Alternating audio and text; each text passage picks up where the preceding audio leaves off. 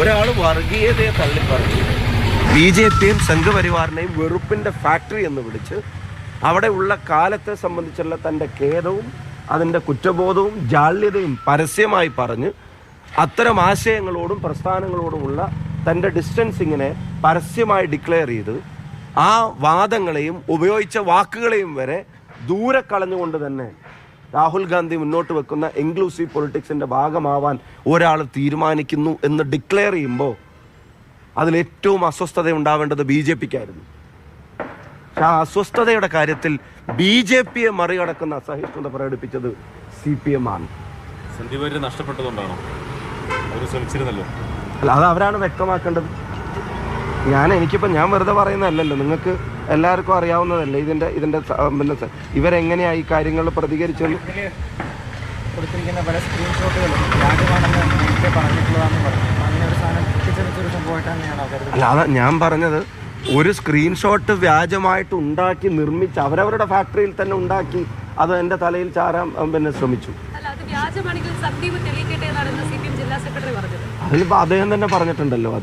അദ്ദേഹം ഇന്ന് പത്രക്കാരെ കണ്ടപ്പോൾ അത് പറഞ്ഞിട്ടുണ്ടല്ലോ. അത് വ്യാജമാണെന്ന് അത് ഫേസ്ബുക്കിൽ തിരഞ്ഞിട്ടും ഫാക്ട് ചെക്കിങ്ങിൻ്റെ ആയിട്ടുള്ള ഡീറ്റെയിൽസ് അവർ തന്നെ പുറത്തു വിടുന്നുണ്ടല്ലോ.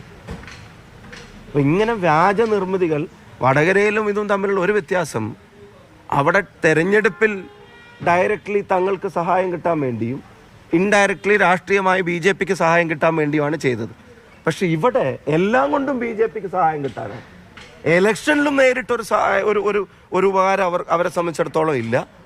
ഇലക്ഷൻ കഴിഞ്ഞ ശേഷമുള്ള രാഷ്ട്രീയ പ്രചരണത്തിലും അവർക്ക് നേരിട്ടൊരു ഉപകാരമില്ല. നിങ്ങൾ ഈ വോയിസുകളൊന്ന് കേട്ടെ. മാത്രമല്ല, ദാർശനിക തലത്തിൽ നിന്ന് നോക്കിയാൽ ഞാൻ അദ്ദേഹത്തെ മനസ്സിലാക്കിയെടുത്തോളാം. RSSുമായി പൊരുത്തപ്പെട്ടു പോകുന്ന ഒരു മനസ്സാണ്.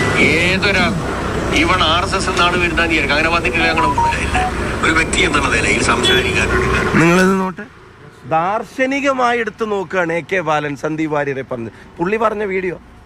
ദാർശനികമായിട്ട് ഞാൻ എടുത്തു നോക്കുമ്പോൾ ഒരിക്കലും RSSുമായി സമരസപ്പെട്ടു പോകാവുന്ന ഒരു മനസ്സല്ല സന്ദീപ് വാര്യരുടേതെന്ന് AK ബാലനാ പറഞ്ഞത്.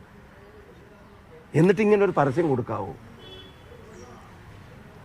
പണ്ട് ജയരാജന്റെ കൈവെട്ടി കൊല്ലാൻ ശ്രമിച്ചപ്പോൾ ഞങ്ങൾ ബൾബ് തകർക്കുന്നത് നിർത്തി, ഇനി ഞങ്ങൾ ട്രാൻസ്ഫോമർ തന്നെ കത്തിക്കുന്ന പ്രസ്താവന കൊടുത്തവരെ നമോ വിചാർ വേദിയിൽ നിന്ന് നേരിട്ട് പാർട്ടിയിലേക്ക് ക്ഷണിച്ച ചരിത്രമുള്ള ആളുകൾ ഈ കാര്യത്തിന് കോൺഗ്രസിന് ക്ലാസ് എടുക്കാവൂ? P ജയരാജനെ പോലെ ഒരാളെ. അപ്പം ആ വർഗീയതയിൽ നിന്ന് RSSൽ നിന്ന് ഒരാളെങ്കിലും ഒരാൾ അത് വേർപെട്ട് പോകുമ്പോൾ അല്ലെങ്കിൽ ആശയങ്ങളോട് വിട പറയുമ്പോൾ അതിൽ BJPക്കുള്ള അസ്വസ്ഥത മനസ്സിലാവും. ഇവരുടെ അസഹിഷ്ണുത ഒരിക്കലും അംഗീകരിക്കാൻ കഴിയില്ല. ഹീനമായ ശ്രമമായി പോയി. അജണ്ട ഒന്നേ ഉള്ളൂ, സംഘപരിവാറിന് ഗുണമുണ്ടാവണം.